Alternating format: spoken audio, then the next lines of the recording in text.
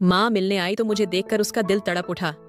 मेरी सास और ननदें ऐसी वाले कमरे में बैठकर बिरयानी खा रही थीं और मैं बाहर धूप में फटे पुराने कपड़े पहनकर जमीन पर बैठी हुई बदबूदार दाल और सूखी रोटी खा रही थी। मैं रोती हुई माँ के गले लग गई और कहा, माँ, पति विदेश में है और सास नंदें मुझ पर अत्याचार करती हैं। वे खुद ऐसी वाले कमरे में सोती हैं और मुझे धूप में सुलाती हैं।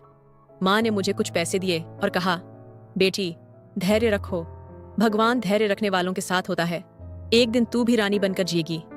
माँ के जाने के बाद सास ने मुझे बहुत मारा और तलाक की धमकी देकर वे पैसे भी मुझसे छीन लिए। मैं सारी रात रोती रही और भगवान से न्याय की प्रार्थना करती रही। सुबह जब आंख खुली तो सामने का दृश्य देखकर मेरे पैरों तले जमीन खिसक गई, क्योंकि मेरी सास और ननद का मेरी शादी एक सैनिक से हुई थी। उस वक्त मेरी आंखों में कई सुनहरे सपने थे कि मेरा पति एक प्यार करने वाला, पढ़ा लिखा और सम्मान देने वाला व्यक्ति होगा। मुझे एक सुरक्षित और सम्मानजनक जीवन मिलेगा। शादी के शुरुआती कुछ हफ्ते बहुत सुखद थे। पति का ध्यान और प्यार मुझे यह यकीन दिला रहा था कि मैंने एक जिम्मेदार और वफादार हमसफर चुना है। लेकिन जैसे ही वह अपनी ड्यूटी पर वापस गया, मेरी जिंदगी का ऐसा अध्याय शुरू हुआ जिसकी मैंने कभी कल्पना भी नहीं की थी। सास और नंदें मेरे साथ ऐसे व्यवहार करती जैसे मैं उनके घर की बहू नहीं बल्कि कोई नौकरानी हूँ। सास मुझे ताने देती, मेरी परवरिश पर सवाल उठाती, दहेज को घटिया बताती और मेरी हर चीज को तुच्छ समझती, जैसे मैंने उनके बेटे से शादी कर कोई अपराध किया हो। नंदे मेरे कमरे में बिना इजाजत आकर मेरे कपड़े, मेकअप और गहने इस्तेमाल करती। अगर मैं विरोध करती तो उल्टा मुझे ही बदतमीज और घमंडी कह दिया जाता। मेरे सारे अधिकार मुझसे छीन लिए गए थे। यहाँ तक कि अपने ही कमरे में मैं अजनबी महसूस करने लगी थी। अपने पति के प्यार और इज्जत की खातिर मैंने सब कुछ सहा। मुझे लगा शायद वक्त के साथ सब ठीक हो जाएगा और शायद मेरा पति मेरा सहारा बनेगा। मगर जैसे जैसे समय बीतता गया, मेरी उम्मीद की छोटी सी रोशनी भी बुझती गई। मेरे आंसुओं को कोई महत्व नहीं देता था। मेरी तकलीफ को सिर्फ भावनात्मक कमजोरी समझा जाता। मैं एक ऐसी कैदी बन चुकी थी जो अपने ही सपनों के जाल में उलझी थी, जहां प्रेम एक छलावा, सम्मान एक दिखावा और सुकून एक असंभव सच्चाई बन चुका था। जैसे ही मेरा पति ड्यूटी पर चला जाता, मेरी सास किसी शासक की तरह मुझ पर हावी हो जाती।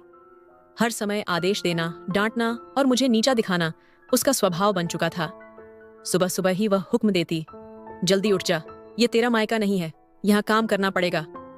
मैं नींद से भरी आंखों के साथ बिस्तर छोड़कर रसोई में जाकर चूल्हा संभालती। मगर सास की नजरों में मेरे किसी काम की कोई कीमत नहीं थी। बस शिकायतें थीं, ताने थे और वे वाक्य थे जो मेरे दिल को चीर देते। रोटी भी ठीक से बनानी नहीं आती। मेरे बेटे के नसीब में ऐसी अपशकुनी लड़की आई है, ना चेहरा ठीक, ना ही अक्ल। वह हर वक्त मुझे नीचा दिखाने के बहाने ढूंढती थी। मैं दिन भर घर के काम करती, बर्तन धोती, झाड़ू लगाती, कपड़े धोती, मगर जब खाने का समय आता और मैं पंगत में बैठती तो मेरा हिस्सा सबसे कम होता, जैसे मैंने इस घर के लिए कुछ किया ही नहीं। जब मैं सब्जी की हांडी में चम्मच डालती तो वह मुझे तीखी नजरों से देखकर कहती, बस बस, ज्यादा मत निकालना, और भी लोग खाएंगे। तुझे ज्यादा खाने की आदत तो मायके में थी ना, वहीं जाकर पेट भर के खा लेना। मेरा दिल जैसे कट कर रह जाता। मैं चुपचाप वहीं जूठन या बचा खुचा खाना खा लेती जो सबके बाद बचता था। लेकिन मेरे दिल की भूख कभी मिटती ही नहीं थी। वो भूख इज्जत की थी, स्नेह की थी, अपनापन पाने की थी। मेरी माँ जब भी मेरी चिंता में कुछ भेजती, कभी कपड़े, कभी मिठाई, कभी कुछ पैसे, तो वह सामान मेरे हाथों तक पहुंचने से पहले ही लूट लिया जाता था। ननदें तुरंत झपट पड़ती, वाह, भाभी के लिए आया है तो हमारा भी हक है। और सास हमेशा की तरह कठोर स्वर में कहती, यह तेरा नहीं, हमारे बेटे का घर है। जो कुछ यहाँ आएगा वो हमारा भी होगा। मैं अपनी चीजों को दूसरों के हाथों में जाते देखती, अपने जज्बातों को कुचले जाते देखती, मगर कुछ नहीं कर पाती। अगर कुछ कहने की कोशिश करती तो जवाब मिलता, अगर इतनी ही लगाव है अपनी माँ की चीजों से तो वहीं चली जा, हमारे बेटे के पैसों पर ऐश करना बंद कर। मेरी आंखें भर आती, लेकिन मैं खामोश रह जाती, क्योंकि मुझे पता था मेरी आवाज सुनने वाला कोई नहीं है, मेरे आंसू पोंछने वाला कोई नहीं। रात को जब अपने कमरे में अकेली जाती तो दीवार से सिर टकराकर रोती, अपने नसीब को कोसती और सोचती, क्या वाकई मैंने शादी करके कोई बड़ी भूल कर दी? क्या पत्नी होना सिर्फ कुर्बानी देने का ही दूसरा नाम है? क्या मेरे भावनाओं, मेरी इज्जत, मेरी खुशियों की कोई कीमत नहीं? मगर इन सवालों के मेरे पास कोई उत्तर नहीं थे और ना ही कोई ऐसा था जो मुझे उनके उत्तर दे सकता। वो दिन मेरी जिंदगी का एक और दुखद दिन था, एक और परीक्षा। मोहल्ले से नियाज में बिरयानी आई थी। खुशबू पूरे घर में फैल गई थी। सब लोग खुश थे। ननदें चटखारे ले लेकर प्लेटें भर रही थीं, हंसी ठिठोली हो रही थी, और मैं एक कोने में चुपचाप बैठी थी, जैसे इस घर में मेरा कोई अस्तित्व ही नहीं हो। सास ने नफरत भरी नजरों से मेरी ओर देखा और कहा, हाँ बहू, क्या देख रही है? जा, अपना खाना ले आ। मैं चुपचाप रसोई में गई। दिल में एक उम्मीद थी, शायद आज मेरी किस्मत भी जाग जाए, शायद आज मुझे भी वही खाना मिल जाए जो सब खा रहे हैं। लेकिन जैसे ही मैंने चूल्हे के पास रखा, ढक्कन हटाया, मेरी आंखों के आगे अंधेरा छा गया। वहां 2 दिन पुरानी बासी दाल और सड़ी रोटियां रखी थीं। वही दाल जिसमें बदबू आ रही थी और ऊपर मलाई जैसी परत जम गई थी। दिल चाहा कि चीखूं, कह दूं, मैं भी इंसान हूं, मेरा भी कोई हक है, मगर जुबान बंद थी, जैसे यह सब सहना ही मेरी किस्मत बन चुका हो। मैंने कांपते हाथों से थाली उठाई। दिल में गहरी पीड़ा थी, मगर होठों पर कोई शिकायत नहीं आई। जैसे ही मैंने पहला निवाला तोड़ा, आंखें भीग गईं और बेख्तियार मेरे होठों से निकला, ईश्वर, अगर यही तेरी इच्छा है तो मैं राजी हूं। अभी ये शब्द हवा में ही थे कि दरवाजा खुला और मेरा पति अंदर आया। उसकी आंखों में हैरानी थी, एक ऐसी हैरानी जैसे किसी ने उसे गहरी नींद से जगा दिया हो। शायद मुझे इस हाल में देखकर वह सन्न रह गया था। उसे यकीन नहीं हो रहा था कि जिस स्त्री को वह अपनी जिंदगी का सबसे कीमती हिस्सा मानकर गया था, वह आज इस हाल में बासी खाने के सामने कोने में अकेली, आंखों में दर्द लिए बैठी है। कुछ पल सन्नाटा छाया रहा। सास और नंदें भी उसके अचानक आने से स्तब्ध रह गईं। फिर सास ने खंखारते हुए खामोशी तोड़ी। अरे बेटा, तू आ गया? बहुत खुशी हुई तुझे देखकर। देख, तेरे लिए बिरयानी आई है, अभी प्लेट लगाती हूँ। पति की आंखों में अब भी सवाल थे। उसने मेरी ओर देखा। मैंने अपनी नजरें झुका लीं, जैसे मेरा अस्तित्व किसी अपराध का दोषी हो। वह धीरे से मेरे पास आया, नजरें नीची की और फुसफुसाकर पूछा, यह सब क्या है? तुम बासी खाना क्यों खा रही हो? मेरी जुबान कांप उठी। दिल चाहा कि सब कुछ कह दूं, हर एक अत्याचार, हर एक घाव, मगर मैं कुछ भी नहीं बोल सकी। बस आंखों से आंसू निकलकर हाथों पर गिरने लगे। सास ने तुरंत बात संभालने की कोशिश की। यह तो खुद ही जिद्दी है।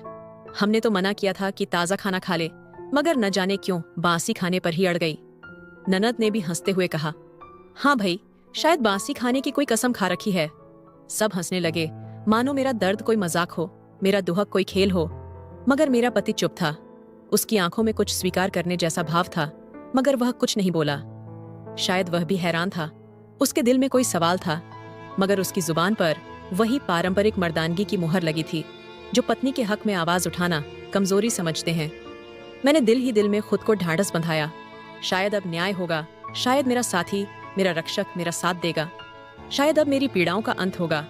मगर मुझे नहीं पता था कि यह तो बस एक झलक थी। असली परीक्षा अब भी बाकी थी।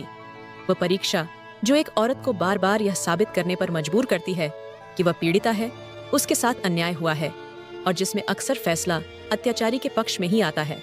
मेरे दिल की धड़कन थमने लगी। अपने पति की आंखों में जो आखिरी उम्मीद की किरण देखी थी, वह पल पल फीकी होती जा रही थी। वे चंद लम्हे मेरे लिए सदियों जैसे भारी हो गए थे। उसने एक नजर मुझ पर डाली, मेरी आंखों में झांकने की कोशिश की। शायद वहां वह विनती देख सकता था। फिर एक नजर अपनी माँ पर डाली, जिनकी आंखों में एक अजीब सा रोब और वर्चस्व था, मानो उन्हें पहले से पता हो कि उनका बेटा कभी उनके खिलाफ नहीं जाएगा। और फिर उसने सिर झुकाकर वो शब्द कहे जिन्होंने मेरा दिल चीर कर रख दिया, माँ, खाने में क्या बना है? बस इतना ही। न कोई सवाल, न कोई हैरानी, न कोई शिकायत कि उसकी पत्नी बासी खाना क्यों खा रही है। उसकी आंखों में आंसू क्यों है? मेरी सांसें थम गईं, जैसे किसी ने मेरे सीने पर पत्थर रख दिया हो। मैं अविश्वास से उसका चेहरा देखती रही। शायद वह अभी मुड़ेगा, कहेगा कि वह मजाक कर रहा था, कहेगा कि वह मेरे लिए आया है, मेरे साथ खड़ा है। मगर वह सिर्फ खाने के बारे में पूछ रहा था, जैसे मेरे दूहक का उसके लिए कोई मतलब ही नहीं था। सास की आंखों में एक विजयी चमक आ गई। उसे यकीन हो गया था कि उसका बेटा कभी उसके खिलाफ नहीं जाएगा। उसने मुस्कुराकर कहा, बेटे, आओ खाना खा लो ना। उसकी आवाज में जो स्नेह था, मैं भी उसकी अधिकारी थी, मगर मेरे हिस्से में सिर्फ बासी दाल आई थी। नंदें प्रसन्न होकर खाने के लिए बैठ गईं और मैं वहीं जड़ होकर रह गई। मेरा पति एक पल के लिए भी नहीं रुका, न मेरे पास आया, न पूछा कि मैंने खाना खाया या नहीं। सास ने मुझे देखकर तिरस्कार से हंसी, वह हंसी जो कह रही थी, देखा, मैंने कहा था ना कि मेरा बेटा सिर्फ मेरा है, वह कभी तेरा नहीं हो सकता। मेरे पैरों तले से जमीन खिसक गई। मैंने उस व्यक्ति से प्रेम किया था, उस पर भरोसा किया था, सोचा था कि वह मेरा रक्षक होगा, मगर आज उसने मुझे सबके सामने अकेला छोड़ दिया था। मुझे मेरे अधिकारों से वंचित कर दिया था। वह माँ के प्रेम में अंधा हो चुका था और मैं उस घर में एक पराई थी, एक अतिरिक्त बोझ, जिसके आंसू बहाने के लिए भी कोई कंधा तैयार नहीं था। अगले दिन दिल की बेचैनी असहनीय हो गई। मैंने सोचा शायद माँ को सब कुछ बता दूं तो मन का बोझ हल्का हो जाएगा, शायद वह कोई रास्ता निकाल सकें। उनकी दुआएं मेरे जीवन की कठिनाइयां आसान कर दें। मैंने कांपते हाथों से कागज निकाला, कलम उठाया और वह सब कुछ लिखने लगी जो मेरे दिल पर बोझ की तरह सवार था। हर शब्द के साथ आंखों से आंसू बहते रहे, कागज पर धुंधले धब्बे बनते गए, मगर मैं लिखती रही। मैंने लिखा कि किस तरह मैं दिन भर काम करती हूँ, किस तरह मुझे बासी खाना दिया जाता है, कैसे मेरी चीजें मुझसे छीन ली जाती हैं और कैसे मेरा पति आंखों के सामने होते हुए भी अनजान बना रहता है। मैंने अपनी माँ को बताया कि मैं यहाँ घुट घुट कर जी रही हूँ। मुझे लगता है मैं इस घर में समाप्त हो जाऊंगी और कोई मेरे लिए खड़ा नहीं होगा। पत्र खत्म करते करते मेरा पूरा शरीर कांप रहा था, जैसे मैं अपनी आखिरी उम्मीद को कागज में समेट रही हूँ। मैंने पत्र को मोड़ा, जल्दी से उसे तय किया और छिपाने की कोशिश की ताकि मौका मिलते ही किसी के हाथ में दे सकूं। मगर शायद अत्याचार को यह भी मंजूर नहीं था कि मैं अपना दर्द किसी और तक पहुंचाऊं। दोपहर को जैसे ही वह काम में व्यस्त हुई, न जाने कैसे मेरी सास को उस पत्र के बारे में पता चल गया। उसने अलमारी खोली और वह पत्र निकाल लिया, जैसे वह मेरी हर गतिविधि पर नजर रखे हुए थी। वह पत्र को हाथ में लेकर कमरे में आई। उसकी आंखों में एक अजीब सी चमक थी, जैसे उसे कोई कीमती चीज मिल गई हो। ये क्या है बहू? उसने पत्र को हवा में लहराया, जैसे मेरी सबसे बड़ी कमजोरी उसके हाथ लग गई हो। मैंने घबराकर आगे बढ़ने की कोशिश की। माँ, वह मुझे लौटा दीजिए, ये मेरा है। मेरी आवाज कांप रही थी, आंखों में विनती थी, मगर वह हंसने लगी। उसकी हंसी में जहर घुला हुआ था। ये पत्र भेजकर तू क्या करेगी? तेरी माँ आएगी और तुझे ले जाएगी। उसकी आवाज में तिरस्कार था। वह मेरे चेहरे के इतने पास आ गई कि मैं उसकी सांसों की गर्मी महसूस कर सकती थी। तेरे पति के होते हुए तू कहीं नहीं जा सकती, समझी? उसके हर शब्द में झड़ था, जैसे वह मुझे याद दिला रही हो कि मेरा कोई सहारा नहीं, न पति, न ससुराल और न ही माँ। मैंने रोते हुए हाथ जोड़ दिए। बस मुझे दे दीजिए, ये पत्र बहुत जरूरी है। मगर उसने मेरे आंसुओं को अनदेखा करते हुए वह पत्र मेरे सामने फाड़ दिया। छोटे छोटे टुकड़े हवा में बिखर गए, जैसे मेरी आखिरी उम्मीद के चिथड़े उड़ गए हों। मैंने जमीन पर गिरते उन कागज के टुकड़ों को बेबस आंखों से देखा, जैसे वह मेरे सपनों की अंतिम विदाई हो। मेरी हिम्मत की आखिरी किरण बुझ गई, सांसें उखड़ने लगीं, दिल की धड़कन असामान्य हो गई। मैं वहीं जमीन पर बैठ गई और दरवाजे को खाली निगाहों से देखने लगी, जैसे कोई चमत्कार हो जाए और कोई मेरे टूटे हुए अस्तित्व को जोड़ने आ जाए। मगर वह पल कभी नहीं आया। उस दिन के बाद मैंने उम्मीद का आखिरी दीपक भी बुझा दिया और खुद को उस कैदखाने में दफन कर दिया, जहां मेरे भावनाओं की कोई कद्र नहीं थी और मेरी तकलीफों पर केवल बातें बनती थीं। वह दिन मेरी जिंदगी का बहुत अजीब दिन था। मेरे दिल में उम्मीद की एक किरण जगी थी, मगर साथ ही डर की परछाइयां भी गहरी हो गईं। जब मैंने यह शुभ समाचार सुना कि मैं मां बनने वाली हूं, तो मेरे दिल की दुनिया ही बदल गई। मेरा वह वीरान अस्तित्व, जो रोज अपमान और तिरस्कार के बोझ तले दबा रहता था, अचानक किसी सपने की तरह हल्का लगने लगा। मैंने पहली बार अपने भीतर जीवन की धड़कन महसूस की। वह एक चमत्कार था जो मेरी कोख में पल रहा था, जो सिर्फ मेरा था, जो मुझे छोड़कर किसी और का नहीं होगा। मेरा दिल उत्साहित हो उठा था कि यह खबर सबसे पहले मैं अपने पति को दूं, जो मेरे सबसे निकट था, जिसे सबसे पहले खुश होना चाहिए था, जिसके चेहरे पर गर्व और प्रसन्नता देखने की अभिलाषा मेरे दिल में मचल रही थी। मैं उसकी वापसी का बेसब्री से इंतजार करने लगी। कई बार हाथ पेट पर रखकर अपने भीतर पलते उस नन्हे जीवन को महसूस करती और मन में कहती, मेरे बच्चे, शायद तेरी आमद मेरे अंधेरों में उजाला ले आए, शायद तेरे आने के बाद मेरी तकलीफें कम हो जाएं, शायद मैं फिर किसी की नजरों में महत्वपूर्ण हो जाऊं। मगर जब मेरा पति घर आया और मैंने कांपती आवाज में उसे बताया, तो उसके चेहरे पर कोई प्रसन्नता नहीं आई, कोई मुस्कान नहीं। जैसे मैंने कोई सामान्य बात कह दी हो, जैसे मेरे भीतर पलती यह नई जिंदगी उसके लिए कोई मायने ही न रखती हो। वह कुछ पल चुपचाप खड़ा रहा, फिर धीरे से बोला, अच्छा। बस इतना ही बेरंग और भावहीन उत्तर दिया। मेरा दिल बैठ गया। मैंने सोचा, शायद थोड़ी देर में उसे एहसास होगा, शायद वह मुझे गले लगाकर कहेगा, यह तो बहुत बड़ी खुशी है, मैं पिता बनने वाला हूँ। मगर ऐसा कुछ नहीं हुआ। उसकी आंखों में वही संवेदनहीनता थी। उसके लिए सब कुछ वैसा ही था जैसे पहले था। मेरी सास, जो हर समय मुझ पर निगाह रखती थी, तुरंत बोल पड़ी, बस प्रार्थना कर कि बेटा ही हो। उसकी आवाज में धमकी छिपी थी, एक संकेत था कि यदि मेरे गर्भ से बेटी जन्मी तो मेरी जिंदगी और भी नरक बन जाएगी। मेरी नंदें हंसने लगीं। चलो अच्छा हुआ, अब देखेंगे कि तेरी किस्मत तेरा साथ देती है या नहीं। मैं चुपचाप खड़ी रह गई, अपने पेट पर हाथ रखा और मन में कहा, मेरे बच्चे, शायद तू ही मेरी रोशनी बने। मेरी आंखें भर आईं। मुझे पहली बार पूरी तरह एहसास हुआ कि मैं इस लड़ाई में अकेली हूँ। मुझे अपने गर्भ में पल रहे जीवन के लिए भी संघर्ष करना है। मैंने निश्चय कर लिया कि चाहे कुछ भी हो, यह बच्चा मेरी जिंदगी का सबसे अमूल्य हिस्सा होगा और मैं इसे किसी भी अत्याचारी की बुरी नजर से नहीं बचाऊंगी। चाहे मैं कितनी भी कमजोर क्यों ना हूं, अपनी संतान के लिए मुझे मजबूत बनना ही पड़ेगा। गर्भावस्था के शुरुआती महीने मेरे लिए किसी कठिन परीक्षा से कम नहीं थे। शरीर कमजोर होता जा रहा था, तबीयत बार बार बिगड़ती, सिर चकराता और जी मिचलाता था। लेकिन इन सब के बावजूद मेरे लिए न तो कोई सहानुभूति थी, न कोई सहारा। मैं चाहती थी कि कोई मेरे कंधे पर हाथ रखकर बस इतना कह दे, तुम्हें आराम की जरूरत है, तुम अकेली नहीं हो। मगर इस घर में ऐसी कोई आवाज सुनाई नहीं देती थी। सास की निगाहें हर पल मेरे अस्तित्व पर ताने की तरह चुभतीं, जैसे मैंने इस घर में आकर कोई अपराध कर दिया हो। मुझे एक पल का भी विश्राम नहीं मिलता था। काम करते करते जब चक्कर आता तो मैं दीवार का सहारा लेकर खड़ी हो जाती, मगर सास की कठोर आवाज मेरी कमर पर कोड़े की तरह पड़ती। ये क्या नाटक कर रखा है? फौजी की पत्नी होकर इतनी कमजोर। मेरे बेटे को ऐसी पत्नी नहीं चाहिए जो हर समय बीमार पड़ी रहे। वो मुझे हर समय ताने देती और मैं लाचार होकर सब कुछ सहती रहती। मैंने कई बार सोचा कि अपने पति को सब कुछ बता दूं। शायद वह मेरी पीड़ा समझे, शायद वह कहे, तुम मेरी जिंदगी का सबसे अनमोल हिस्सा हो, मैं तुम्हें इस पीड़ा में अकेला नहीं छोड़ सकता। मगर यह सब सिर्फ एक सपना था, जिसकी सच्चाई से कोई वास्ता नहीं था। मैंने कई रातें जागकर अपने मन की बात कागज पर उतारने की कोशिश की। कई बार पत्र लिखा, मगर हर बार आंसुओं ने वो शब्द मिटा दिए। आखिरकार एक दिन मैंने साहस करके उसे पत्र लिख ही दिया।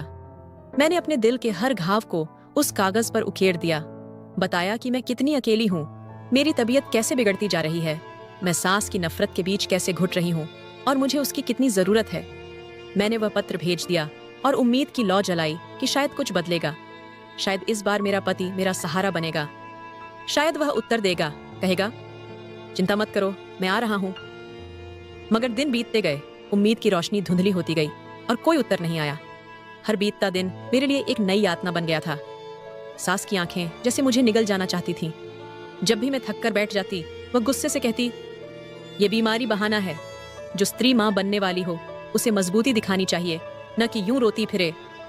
मैं भीतर ही भीतर टूटती जा रही थी। कई बार चाहा कि चीख कर कहूं, मुझे विश्राम चाहिए, मुझे सहारा चाहिए, मैं इंसान हूं, कोई मशीन नहीं।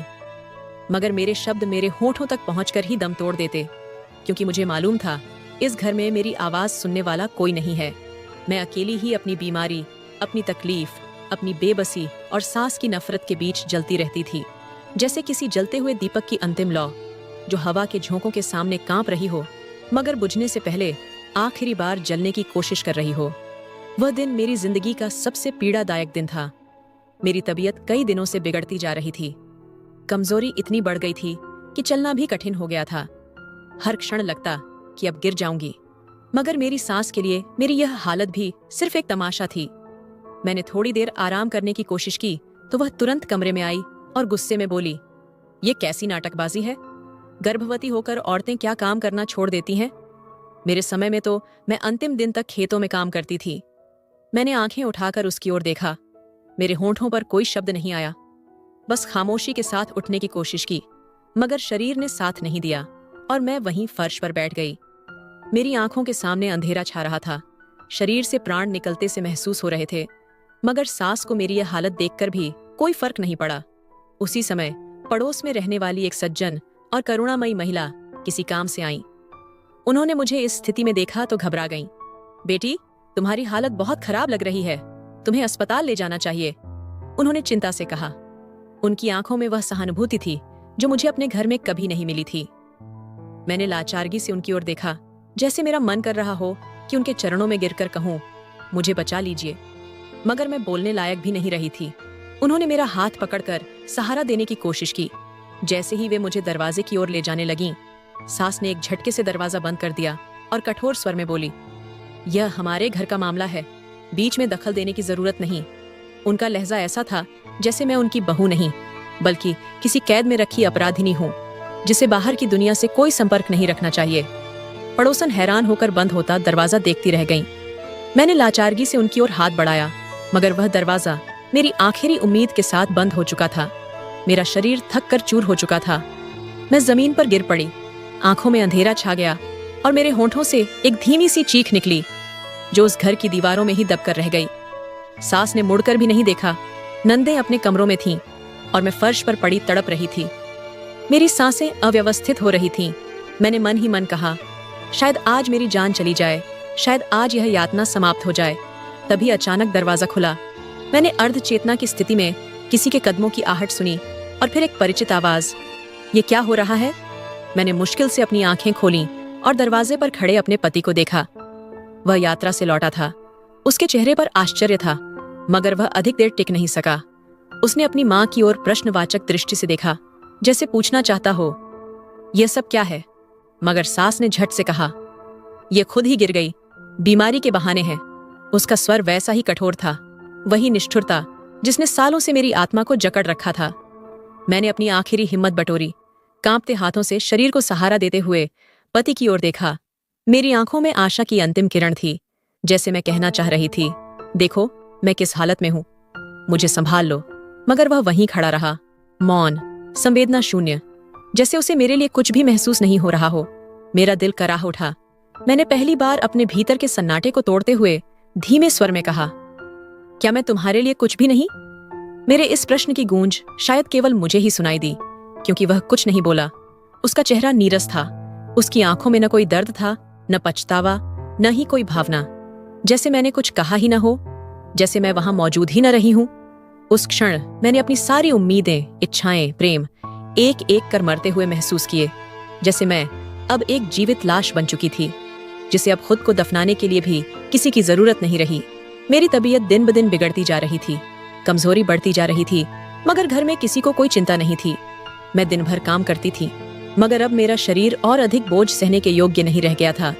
मैं भीतर से जानती थी कि यदि मुझे तुरंत मदद नहीं मिली तो शायद मैं खुद को और अपने बच्चे को नहीं बचा पाऊंगी। एक दिन जब मेरी हालत बेहद बिगड़ गई, सांस लेना मुश्किल हो गया और मैं तेज बुखार में तप रही थी, तभी पड़ोस की वही करुणामयी महिला, जिन्होंने पहले भी मदद करने की कोशिश की थी, फिर से आईं। जैसे ही उन्होंने मुझे इस हाल में देखा, वे घबरा गईं। ये क्या हाल बना रखा है? तुम्हें तुरंत अस्पताल चलना चाहिए। मैंने लाचारी से उन्हें देखा, मगर इस बार भी सास का चेहरा कठोर हो गया। ये हमारे घर का मामला है, बीच में मत पड़ो। लेकिन इस बार वह महिला पीछे नहीं हटी। यह अत्याचार है, ये लड़की मर जाएगी और तुम्हें कोई चिंता नहीं। आसपास के और लोग भी इकट्ठा हो गए, सबने मिलकर दबाव बनाया, तब जाकर मुझे अस्पताल ले जाने की अनुमति मिली। अस्पताल में जब मेरी आंखें खुली तो मैंने खुद को एक सफेद बिस्तर पर पाया। चारों ओर नर्सें थीं, डॉक्टर मेरे पास खड़ा था और सबसे बढ़कर मेरे भीतर एक नई जिंदगी का आभास था। मैंने अपनी थकी हुई आंखों से चारों ओर देखा और तभी किसी ने मेरी बाहों में एक नन्हा सा जीवन रख दिया। मैंने कांपते हाथों से उसे थामा। वह मेरा बच्चा था, मेरी कोख से जन्मा हुआ, मेरी जिंदगी का सबसे अनमोल उपहार। उसका छोटा सा चेहरा देखकर मेरी आंखों से आंसू बह निकले। ये मेरी जिंदगी में आशा की आखिरी किरण था, एक ऐसा जीवन जिसे मैं चाहकर भी नजरअंदाज नहीं कर सकती थी, जो मेरे खून से, मेरी सांसों से जुड़ा हुआ था। मैंने बिना सोचे समझे धीमे से कहा, मेरे बच्चे, तू मेरी रोशनी है, मैं तुझे किसी अंधकार में नहीं डूबने दूंगी। मगर यह खुशी अधिक समय तक टिक नहीं सकी। जैसे ही मैं अस्पताल से घर लौटी, एक बार फिर सच्चाई ने मेरे सपनों को कुचल डाला। घर में प्रवेश करते ही मेरी सास की गर्जती हुई आवाज कानों में पड़ी, बस अब तू और बोझ बन गई है। मैंने चौंक कर उसकी ओर देखा। क्या वह यह नहीं देख सकती थी कि मैंने अभी अभी एक नई जिंदगी को जन्म दिया है? क्या उसे यह अनुभव नहीं था कि मैं किस पीड़ा से होकर गुजरी हूं? मगर नहीं, उसकी आंखों में जरा भी खुशी नहीं थी। मैंने बेबस होकर अपने पति की ओर देखा। शायद वह कुछ बोलेगा, शायद कहेगा, माँ ऐसा मत कहो, ये मेरी पत्नी है, मेरे बच्चे की माँ है, इसे सम्मान दो। मगर उसका चेहरा निर्विकार था। वह चुपचाप खड़ा था, जैसे हमेशा खड़ा रहता था। उसके दिल में अब मेरे लिए कोई स्थान नहीं बचा था। मेरी आंखों से आंसू बह निकले।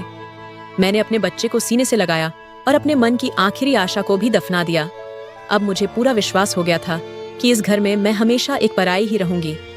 चाहे मैं कितना भी सहन कर लूं, कितनी भी बलिदान दे दूं, कितने भी आंसू बहा लूं, ये लोग मुझे कभी अपना नहीं मानेंगे। मैंने गहरी सांस ली और अपने आप से कहा, अब मुझे खुद को संभालना होगा। मुझे अपने बच्चे के लिए जीना होगा, क्योंकि यहाँ मेरा कोई नहीं है, कोई भी नहीं। अब मेरी सारी उम्मीदें सिर्फ मेरे बेटे से जुड़ गई थीं। जब भी मैं उसे अपनी बाहों में लेती, उसके मुलायम हाथों को अपनी उंगलियों में पकड़ती और उसकी मासूम मुस्कुराहट देखती, तो ऐसा लगता जैसे मेरी सारी पीड़ाएं मिट गई हों, जैसे मेरी जिंदगी को एक नया उद्देश्य मिल गया हो। मैंने अपने आप से वादा किया था, मैं उसके लिए सब सहूंगी, मैं उसके लिए जीऊंगी। मगर मुझे क्या पता था कि मेरी परीक्षा अभी बाकी है। मेरी सास ने मेरी ममता को भी नहीं बख्शा। जब भी मैं अपने बेटे को दूध पिलाने की कोशिश करती, वह पास आकर व्यंग्य में हंसती। इतनी कमजोर हो, दूध भी होगा तुम्हारे पास, इस बच्चे को भूखा मारना है क्या? फिर वह घर में रखा दूध भी छिपा देती ताकि मेरा बच्चा भूखा रह जाए।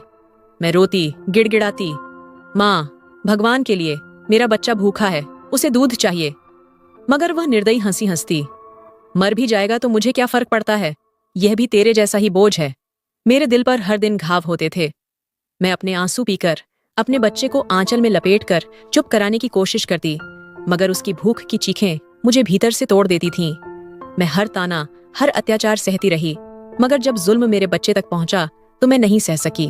एक दिन मैं अपने बेटे को झूले में सुलाने की कोशिश कर रही थी कि मेरी ननद गुस्से में आकर बोली, हर वक्त यह रोता रहता है, चैन ही नहीं लेने देता। मैंने उसकी ओर देखा, ये बच्चा है, भूखा है, कैसे चुप रहेगा? मगर वह नहीं मानी। वह आगे बढ़ी और एक झटके में मेरे बेटे को धक्का दे दिया। मेरी आंखों के सामने जैसे समय थम गया हो, जैसे मेरी दुनिया के सारे रंग फीके पड़ गए हों। मेरा बच्चा झूले से नीचे गिरने वाला था कि मैं बिजली जैसी फुर्ती से लपकी और उसे जमीन पर गिरने से पहले ही अपनी बाहों में थाम लिया। उस पल मैंने पहली बार अपनी आवाज उठाई। मैंने पहली बार उस डर को महसूस किया जो एक माँ के दिल को चीर कर रख देता है। मैंने पहली बार अपने भीतर एक ऐसी आग महसूस की जिसे कोई भी बुझा नहीं सकता था। मैं जोर से चीखी, बस अब और नहीं। मेरी आवाज घर की दीवारों से टकराकर गूंज गई। सब लोग हैरानी से मेरी ओर देखने लगे, जैसे मैं वहीं चुप और सहमी हुई औरत नहीं थी जिसे सालों से ये लोग रौंदते आ रहे थे। सास ने गुस्से में आंखें तरेरी, यह क्या बकवास है, तू हम पर चिल्ला रही है? मैंने बच्चे को सीने से लगा लिया। मेरी आंखों में अब आंसुओं की जगह आग थी।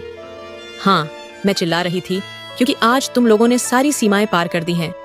मैंने खुद पर होने वाले अत्याचार सह लिए, मगर जब तुम्हारी नफरत मेरे बच्चे तक पहुंच गई तो मेरा धैर्य टूट गया। मैं अपनी जान दे सकती हूँ, लेकिन अपने बेटे पर हाथ उठाने नहीं दूंगी। मेरी ननद ने व्यंग्यात्मक हंसी के साथ कहा, तो अब तू क्या करेगी? क्या यही तेरा घर है? कहाँ जाएगी? मैंने पहली बार अपनी घुटी हुई सांसों को आजादी दी और दृढ़ स्वर में कहा, जहां भी जाऊं, लेकिन अपने बच्चे को इस नर्क में नहीं छोड़ूंगी। सास आगे बढ़ी, मगर अब मैं वह कमजोर लड़की नहीं थी जो तानों पर चुप रह जाती थी, जो गिरती रहती और इंतजार करती कि कोई आकर उसे बचाए। मैंने अपने भीतर की टूटी हुई स्त्री को पीछे छोड़ दिया था और आज मैं अपने बेटे के लिए, अपनी आखिरी उम्मीद के लिए खड़ी हो चुकी थी। सास ने मेरी चीख को अपने अहंकार पर हमला समझा और तुरंत मेरे पति के पास गई, जैसे कोई बड़ा हादसा होने की सूचना देने जा रही हो। उसका चेहरा गुस्से से लाल हो गया था। बेटे, ये औरत अब हमारे वश से बाहर हो रही है। ये हम पर चिल्ला रही है, हमें चुनौती दे रही है। इसकी हिम्मत कैसे हुई? तू इसे अभी तलाक दे दे। उसके शब्द मेरे सीने को चीरते हुए लगे। क्या तलाक इतना आसान फैसला था? क्या एक चीख ही मेरी पूरी जिंदगी के रिश्तों को खत्म करने के लिए काफी थी? मेरा पति, जो हमेशा अपनी माँ के सामने सिर झुकाकर आज्ञाकारी बेटे की तरह खड़ा रहता था, पहली बार मेरी ओर देखने पर मजबूर हुआ। उसकी आंखों में वही सवाल थे जो मेरे दिल में जल रहे थे। क्या यह वही लड़की थी जो बरसों से अत्याचार सहती रही, जो एक शब्द भी नहीं कहती थी, जो हर घाव को अपनी चुप्पी में दबा देती थी? जैसे पहली बार उसे एहसास हुआ कि मैं कोई निर्जीव साया नहीं, मैं एक जीवित स्त्री हूँ, मैं एक माँ हूँ और आज मैं अपने बच्चे के लिए खड़ी हो चुकी हूँ। सास ने फिर गुस्से में कहा, बेटा, मैं कह रही हूँ, अभी तलाक दे दे, वरना कल को यह तेरे सिर पर चढ़कर नाचेगी। पति ने मेरे कांपते हाथों में लिपटे हमारे बच्चे को देखा, जो मासूमियत से अपने पिता की ओर देख रहा था, जैसे वह भी अपने हक का सवाल कर रहा हो। मेरे भीतर एक आशा की किरण जगी। शायद पहली बार उसके मन में ये भाव जागा हो कि मैं भी उसकी जिंदगी का हिस्सा हूँ, कि यह रिश्ता भी कुछ मायने रखता है। मैंने साहस जुटाया और दृढ़ आवाज में कहा, क्या सच में सिर्फ एक चीख तुम्हारे लिए तलाक की वजह बन सकती है? क्या तुमने कभी यह जानने की कोशिश की कि वह चीख क्यों निकली थी? वह सिर्फ एक आवाज नहीं थी, वह बरसों के दुहकों की गूंज थी, उन सारे जख्मों की चीख थी जो तुम्हारी आंखों के सामने लगते रहे, मगर तुमने कभी देखने की कोशिश नहीं की। मैंने आंसू पोंछे और अपनी घायल उंगलियों से अपने बच्चे के बालों में हाथ फेरा। अगर तलाक देना है तो दे दो, मगर कम से कम एक बार अपने अंतःकरण से पूछो, क्या तुम न्याय कर रहे हो या बस अपनी माँ की बात मान रहे हो? मेरे पति ने आंखें नीची कर लीं। वह कुछ कहना चाहते थे, मगर शब्द उनके होंठों तक आकर ठहर गए। वह उलझन में थे। शायद पहली बार उनके मन में कोई द्वंद्व था, पहली बार उन्हें अपने निर्णय पर संदेह हो रहा था। सास ने तीखी दृष्टि से उनकी ओर देखा और कटु स्वर में बोली, देख, यह तुझे फंसा रही है, तू कब से इसकी बातों में आने लगा? मगर अब मेरा पति शांत नहीं था। उसने धीरे से कहा, माँ, मैं सोचने का प्रयास कर रहा हूं, क्या सच में मैंने इसके साथ न्याय किया? मेरा मन एक पल के लिए थम सा गया। क्या यह वही व्यक्ति था जो हमेशा अपनी माँ के आदेश पर सिर झुकाता था? क्या यह वही था जो मेरी ओर देखने की भी जहमत नहीं उठाता था? शायद मेरी पुकार ने सिर्फ दीवारों में नहीं, बल्कि उसके हृदय में भी कंपन उत्पन्न कर दिया था। उसके मुंह से ये शब्द निकलते ही जैसे कमरे की हवा में तूफान सा आ गया। सास की आंखें आश्चर्य और क्रोध से फैल गईं, जैसे उन्हें विश्वास ही नहीं हो रहा था कि उनका बेटा, जो हमेशा उनके आदेश पर खड़ा रहता था, आज उनके सामने प्रश्न कर रहा है। माँ, इतना अन्याय क्यों? सास तुरंत आगे बढ़ी। उनकी आंखें क्रोध से चमक रही थीं। ये तूने क्या कहा? मैंने तुझे पाल पोस कर बड़ा किया, अपने खून से सींचा, अपनी नींदें कुर्बान की, और अब तू मुझसे अधिक उसके लिए बोलेगा, एक पराई औरत के लिए? उन्होंने उंगली उठाकर मेरी ओर इशारा किया, जैसे मैं कोई बाहरी व्यक्ति थी जिसका इस घर में कोई अधिकार नहीं था। मैंने अपने बेटे को अपने सीने से और अधिक चिपका लिया। मैं उसे अपने अस्तित्व के भीतर छिपा लेना चाहती थी, जैसे मुझे डर था कि कहीं वो उसे भी मुझसे छीन न ले। मगर आज मेरा पति बदल चुका था। वही व्यक्ति जो सालों से हर अत्याचार को देखकर चुप रहता था, जिसने कभी मेरे पक्ष में एक शब्द नहीं कहा, आज उसकी आंखों में कुछ और था। वह शायद पहली बार उन सच्चाइयों को देख रहा था जिन्हें मैं हर दिन जीती थी। वह पहली बार उस पीड़ा को महसूस कर रहा था जो मेरे भीतर लहू बनकर बहती थी। वह एक पल के लिए स्थिर खड़ा रहा, जैसे वह अपनी माँ की बातों को तौल रहा हो। फिर उसने धीरे से कहा, माँ, आपने मुझे पाला, लेकिन क्या इसका अर्थ ये है कि मैं हमेशा आपकी हर बात आंख मूंद कर मानूं? क्या इसका यह अर्थ है कि मैं अपनी पत्नी पर हो रहे हर अन्याय को चुपचाप देखता रहूं? सास चीख पड़ी, अन्याय? कौन सा अन्याय? यदि कोई स्त्री अपने पति के घर में रहना चाहती है तो उसे ससुराल वालों की बातें सुननी पड़ती हैं, काम करना पड़ता है। अगर मैंने इससे कुछ कह दिया तो वह अन्याय हो गया। पति ने गहरी सांस ली, मेरी ओर देखा और धीरे से कहा, यदि यह अन्याय नहीं तो और क्या है? मेरे सामने मेरे बेटे को धक्का दिया गया, मेरी पत्नी को भूखा रखा गया, उसकी चीजें छीनी गईं, और मैंने कभी कुछ नहीं कहा। जब मैंने सब कुछ अपनी आंखों से देखा है तो मैं कैसे इनकार कर दूं कि उस पर अन्याय नहीं हो रहा? सास ने क्रोध में आकर कुर्सी पर हाथ मारा, तू तो बिल्कुल बदल गया है। यह सब इसी औरत का असर है। मैं जानती थी कि एक दिन यह तुझे माँ के विरुद्ध कर देगी। उनकी आवाज में वही कटुता थी जिसे मैं सालों से सहती आई थी, मगर आज पहली बार वह कटुता केवल मुझे ही नहीं, मेरे पति को भी झकझोर रही थी। मेरा हृदय तेजी से धड़कने लगा। मैं यह सब सुनकर अचंभित थी। मेरी आंखों से आंसू बह निकले, मगर ये वे आंसू नहीं थे जो मैंने हमेशा अपने दुख में बहाए थे। ये आंसू आशा के थे। वह आशा जो कभी खो गई थी, आज लौट आई थी। मैंने धीरे से सिर झुका लिया, जैसे स्वयं को विश्वास दिला रही हूं कि यह सत्य है, कोई स्वप्न नहीं। मेरा पति आज पहली बार सच्चाई को देख चुका था, और मैं जानती थी जब एक बार आंखें खुल जाएं, तो फिर से अंधा बनना असंभव होता है। पति ने पहली बार मुझे अपनी बाहों में लिया, जैसे वह सालों से बिछड़ा हुआ हो। वह मेरे हर घाव को अपनी बाहों के आलिंगन में समेट लेना चाहता था। उसकी आवाज कांप रही थी, आंखें शर्मिंदगी से झुकी हुई थीं। मुझे क्षमा कर दो, मैं अंधा था। मैंने सब कुछ देखकर भी कुछ नहीं देखा, मैंने सब कुछ सुनकर भी कुछ नहीं सुना। मैंने तुम्हें अकेला छोड़ दिया जब तुम्हें मेरी सबसे अधिक आवश्यकता थी। मेरी आंखों में आंसू थे, मगर मैंने स्वयं को पीछे हटा लिया। मैंने अपनी बाहें उसकी गोद से निकाल लीं। मैंने सालों उस पल के लिए प्रतीक्षा की थी। मैंने हजारों रातें यह सोचते हुए बिताई थीं कि शायद एक दिन वह मेरे दर्द को समझेगा, शायद एक दिन वह मेरे लिए खड़ा होगा। मगर आज जब वह सब कुछ समझ चुका था, मुझे लगा कि शायद अब बहुत देर हो चुकी है। मैंने गहरी सांस ली, अपनी थकी हुई आंखों से उसकी ओर देखा और दृढ़ स्वर में कहा, अब क्षमा का समय नहीं है, निर्णय करो। वह चौंक गया, जैसे उसे विश्वास ही नहीं हुआ कि मैं, जो हमेशा चुप रही, जो हमेशा उसके एक शब्द की प्रतीक्षा में रही, आज उससे निर्णय मांग रही हूं। उसने बेचैनी से मेरी ओर देखा, फिर अपनी मां की ओर, जो क्रोध और आश्चर्य के बीच खड़ी थीं। ये सब उनके लिए अविश्वसनीय था। निर्णय? उसने धीरे से दोहराया। मैंने सिर हिलाकर उत्तर दिया, हाँ, निर्णय। या तो तुम सत्य का साथ दोगे या फिर उसी अंधकार में वापस चले जाओगे जहां तुम सालों से खड़े हो। मैं और प्रतीक्षा नहीं कर सकती, मैं और पीड़ा में नहीं रह सकती। यदि तुम मेरे और अपने बेटे के साथ हो तो स्पष्ट रूप से कहो, और यदि तुम्हें अब भी संदेह है तो यहीं रुक जाओ, क्योंकि अब मैं पीछे नहीं देखूंगी। कमरे में सन्नाटा छा गया। सास ने क्रोध से दांत पीसे। देख, अब यह तुझे आदेश देने लगी है। मैं कहती थी ना, ये औरत एक दिन तेरे सिर पर चढ़ जाएगी। मगर आज पहली बार मेरा पति झिझका नहीं, उसने आंखें नहीं चुराई। उसने गहरी सांस ली और दृढ़ स्वर में कहा, नहीं मां, आज मैंने निर्णय कर लिया है। मैं और अंधा नहीं रह सकता। मैंने अपनी पत्नी की सालों तक उपेक्षा की। मैंने उसके आंसू देखे, उसका दर्द महसूस किया, फिर भी चुप रहा। मगर अब मैं और चुप नहीं रहूंगा। सास की आंखें फैल गईं। तो तू यह सब मेरी खिलाफत में कह रहा है, अपनी मां के विरुद्ध? मगर आज वह डरा सहमा बेटा नहीं था, वह एक पति था, एक पिता था। उसने मेरी ओर देखा, फिर हमारे बेटे को अपनी बाहों में लिया और कहा, हाँ मां, आज मैं अपनी पत्नी के साथ खड़ा हूं, क्योंकि वह केवल मेरी पत्नी नहीं, मेरे बेटे की मां भी है। और मैं अपने बेटे को वही अंधेरी दुनिया नहीं देना चाहता जिसमें मैंने इसकी मां को रखा था। मेरे दिल की धड़कन एक पल के लिए थम गई और फिर एक नई आशा के साथ धड़कने लगी। शायद यह वही पल था जिसका मैंने हमेशा सपना देखा था। सास ने अंत में कहा, तलाक दे दो, वरना मैं तुझे बेटा नहीं मानूंगी।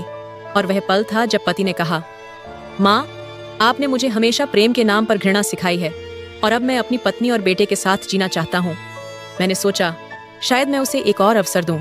मैंने बेटे की ओर देखा, उसकी आंखों में मेरा प्रतिबिंब था। मैंने धीरे से कहा, मैं इस घर में रहूंगी, लेकिन अपने सिद्धांतों पर। और वह पहली रात थी जब मैंने स्वयं को बंदिशों से मुक्त महसूस किया। उस रात घर के हर कोने में अजीब सी खामोशी थी, मगर यह वह डराने वाली खामोशी नहीं थी जो सालों से मुझे डरा रही थी। ये शांति थी, एक तूफान के बाद की शांति। सास अपने कमरे में जाकर दरवाजा बंद कर चुकी थीं। शायद पहली बार उन्हें समझ आया था कि बेटा अब उनका मोहरा नहीं, एक स्वतंत्र सोच वाला इंसान बन चुका है। हम तीनों, मैं, मेरा पति और हमारा बेटा, बैठक में साथ बैठे थे। कोई ज्यादा बातें नहीं हुई, मगर आंखों की नमी और हाथों की पकड़ में बहुत कुछ था जो शब्दों से परे था। पति ने कहा, अगर तुम मुझे एक और मौका दोगी तो मैं हर दिन तुम्हारा विश्वास जीतने की कोशिश करूंगा। अब मैं तुम्हें कभी अकेला नहीं छोड़ूंगा। मैंने कोई वादा नहीं किया, मगर यह जरूर कहा, रिश्ते वादों से नहीं, निभाने से चलते हैं। हम साथ हैं, यही काफी है, बाकी समय बताएगा। धीरे धीरे घर की हवा बदली। वह घर जो कभी मेरी कैदगाह था, अब एक नया अध्याय बन गया। मैंने अपने दर्द को कमजोरी नहीं, ताकत बनाया। और सबसे बड़ी बात, मैंने खुद को माफ किया कि मैं इतनी देर तक चुप रही।